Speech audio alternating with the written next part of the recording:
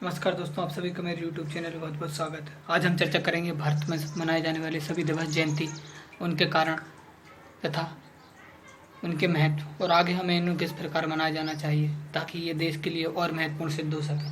तो आइए सबसे पहले देखते हैं जनवरी के दिवस।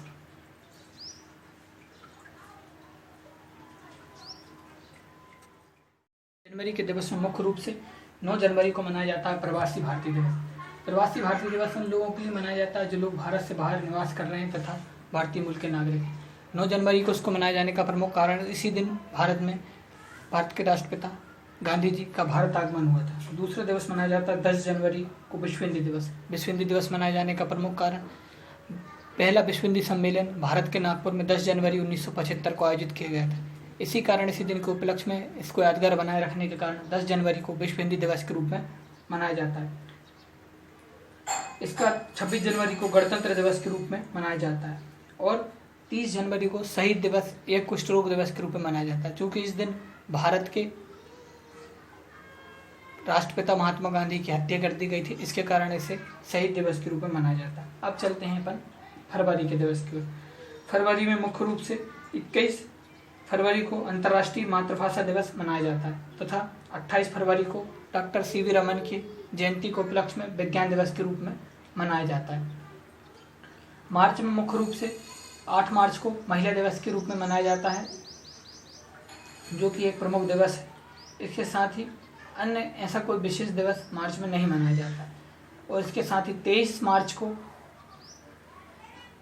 भी शहीद दिवस के रूप में मनाया जाता है।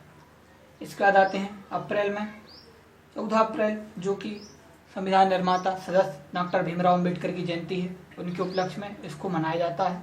14 अप्रैल को डॉक्टर भीमराव अम्बेडकर की जयंती के रूप में मनाया जाता है तथा 22 अप्रैल को पृथ्वी दिवस के रूप में मनाया जाता है। मई में 1 मई को श्रमिक दिवस के रूप में मनाया जाता है, जो कि श्रमिकों के अधिकारों की मांग तथा उसकी सृजन के लिए होता है। 3 मई को विश्व प्रेस दिवस के रूप में मनाया जाता है। इसके साथ ही इसमें 31 मई को तंबाकू रोधी दिवस के रूप में मनाया जाता है और इसमें कोई अन्य महत्वपूर्ण दिवस इसमें ज़्यादा नहीं है। इसका जून के महीने को देखते हैं तो 14 जून को विश्व रक्तदान दिवस के रूप में मनाया जाता है तथा 21 जून को, क्योंकि 21 जून को उत्तरी गोलार्ध में सूर्य सबसे लंबे समय तक रहता है, इसके लिए इसको अंतर्राष्ट्रीय योग दिवस के रूप में भी मनाया जाता है। और 29 जून को पीसी महालनोबिस की जयंती के उपलक्ष्य में या जन्म दिवस के उपलक्ष्य में राष्ट्रीय सांख्यिकी दिवस के रूप में मनाया जाता है। 1 जुलाई को जीएसटी दिवस तथा भारतीय स्टेट बैंक की स्थापना दिवस के रूप में भी मनाया जाता है। 11 जुलाई को विश्व जनसंख्या दिवस के रूप में मनाया जाता है, क्योंकि इसी दिन ही विश्व की जनसंख्या 5 अरब यानी कि 500 करोड़ हुई थी। इसी कारण इसे विश्व जनसंख्या दिवस के रूप में मनाया जाता है। 26 जुलाई को भारत कारगिल विजय दिवस हुआ था, इसे कारगिल विजय दिवस स्मृति के रूप में मनाया जाता है। और 27 जुलाई को सीआरपीएफ केंद्रीय रिजर्व पुलिस फोर्स की स्थापना हुई थी, इसके कारण इसे इस दिवस के रूप में मनाया जाता है। अगस्त महीने में 1 अगस्त को विश्व स्तनपान दिवस के रूप में मनाया जाता है तथा 12 अगस्त को विश्व युवा दिवस के रूप में मनाया जाता है। 29 अगस्त, जो कि भारतीय युवाओं तथा खिलाड़ियों के लिए बहुत महत्वपूर्ण है, इसे युवा दिवस या खिलाड़ी दिवस के रूप में या राष्ट्रीय खेल दिवस के रूप में, मुख्य रूप से राष्ट्रीय खेल दिवस के रूप में 29 अगस्त को मनाया जाता है। इस दिन हॉकी के जादूगर मेजर ध्यानचंद का जन्म दिवस था। सितंबर महीने में 5 सितंबर को डॉक्टर राधाकृष्णन की जन्मस्थली, जो कि भारत के पहले दार्शनिक उपराष्ट्रपति तथा राष्ट्रपति रहे और इन्होंने भारत की शिक्षा व्यवस्था को नई दिशा प्रदान करी, इनके जन्म दिवस के उपलक्ष्य में शिक्षक दिवस के रूप में मनाया जाता है। 8 सितंबर को अंतर्राष्ट्रीय साक्षरता दिवस के रूप में मनाया जाता है। 14 सितंबर को हिंदी दिवस के रूप में मनाया जाता है, क्योंकि इसी दिन 1949 में गोपाल स्वामी अयंगार के द्वारा हिंदी को राजभाषा के रूप में संसद में प्रस्तुत किया गया तथा इसी दिन इसे स्वीकार कर लिया गया। इस कारण 14 सितंबर को विश्व हिंदी दिवस के रूप में मनाया जाता है। इसके बाद चलते हैं अक्टूबर के दिवस की ओर। 1 अक्टूबर को अंतर्राष्ट्रीय वृद्धजन दिवस के रूप में मनाया जाता है तथा 2 अक्टूबर को लाल बहादुर शास्त्री की जयंती के रूप में मनाया जाता है।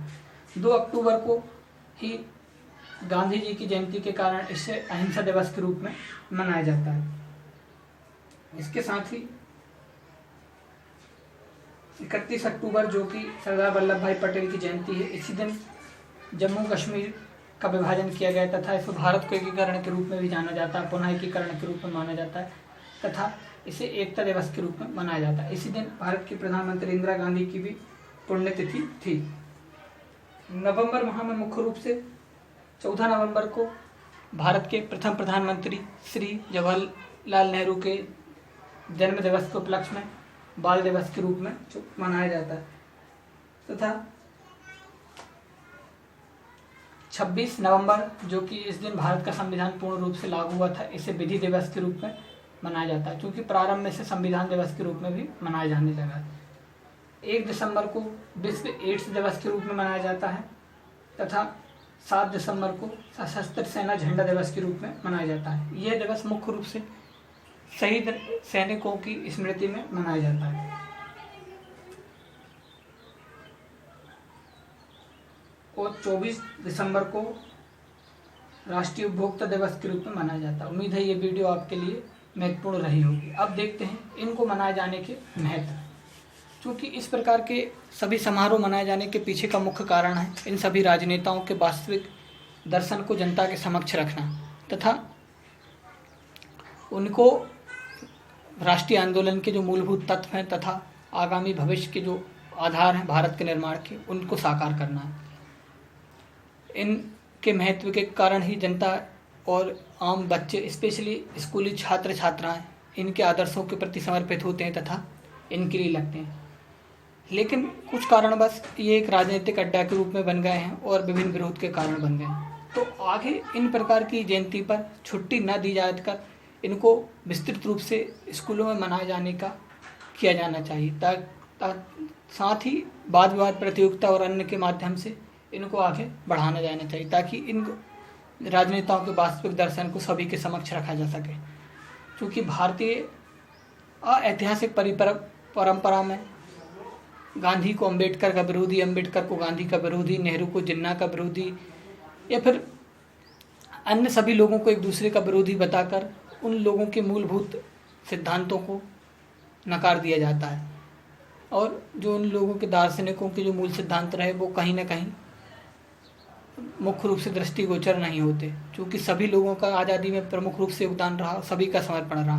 मतभेद उनके व्यक्तिगत हो सकते हैं, लेकिन अंततः राष्ट्र की स्वतंत्रता तथा भारत निर्माण ही उनका लक्ष्य था।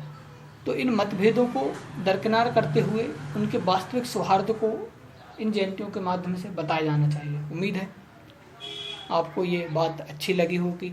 अच्छी लगी है तो चैनल को सब्सक्राइब करें, बहुत अच्छी लगी है तो शेयर करें और अच्छी नहीं लगी है तो लाइक करके आगे बढ़ें। जय हिंद, जय भारत।